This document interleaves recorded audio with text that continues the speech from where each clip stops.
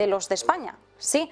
Y en este caso tenemos que poner la mirada en nuestro propio mercado laboral y sobre todo en cómo Eurostat le está sacando los colores al gobierno español y en concreto a la cartera de Yolanda Díaz. Bien, en este caso dice Eurostat que realmente el dato que aportaba recientemente el gobierno no es adecuado, que el resultado debería sumar al menos 173.000 personas más a la cantidad que se había publicado originalmente en noviembre. Así que sí, podemos hablar de un mazazo del Eurostat al gobierno español, que hay mucho más paro del que en realidad nos han estado comunicando que hay. José de la Morena, ¿cómo es esto? Cuéntanos. A ver, el gobierno se ha inventado la estadística de los fijos discontinuos y ahora no hay manera de que nada cuadre. No es que esté bien o esté mal, es que la estadística es imposible encajarla con nada. ¿Por qué? Porque el gobierno considera fijo discontinuo todo lo que no ve como un despido directo. Es decir, que si tú estás en unas vacaciones, te despiden y todavía estás gastando los 15 días, o si etcétera, etcétera, donde antes había unas leves correcciones que tenían mucho que ver con correcciones mensuales, es decir, en octubre tú publicabas un dato de paro y en noviembre podías decir, bueno, hemos visto esta ligera corrección. De hecho, así es como luego se ajustaban también estacionalmente. Se incluían a esos y se ajustaba según el tipo de empleo que se venía creando. Es decir, variaban los porcentajes. Si es una estación, es decir, si es un tiempo en el que se generaba mucho empleo como en verano, se ajustaba quitándole los que se suelen generar siempre en años anteriores, y de esa manera se creaba una estadística oficial. Con los nuevos fijos discontinuos hay un lío impresionante. A Eurostat no le cuadra nada, para empezar. A la agencia europea que realiza un FLS, Forced Labor Survey, una encuesta alternativa, igual que la EPA en España, que la hace el INE, pero no es propiamente en teoría del gobierno. Bueno, pues lo que ha ocurrido, aparte de que el INE también tenga su particular follón, es que la EPA, que se hace cada 3 meses, también la enviamos a Europa.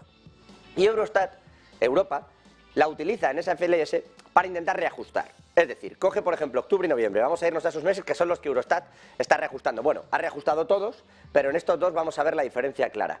En octubre, por ejemplo, ¿qué hacen incorporando la EPA o incorporando unas cosas y otras?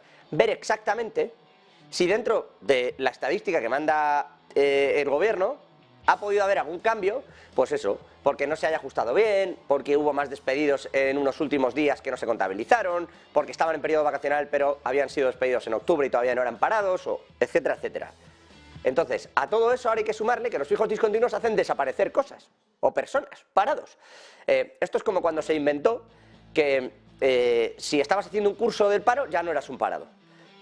Pues esto es igual. Ahora el fijo discontinuo quiere decir que en teoría tu empresa te va a volver a llamar cuando llegue el momento, estacionalmente hablando, pero en realidad si te han despedido y estás en un periodo vacacional o no te apuntas al paro o pasa cualquier cosa de estas, hay algunas de estas personas que están siendo contabilizadas como fijo discontinuo y a Europa no le cuadra. ¿Cómo no le cuadra? Vamos a ese ejemplo.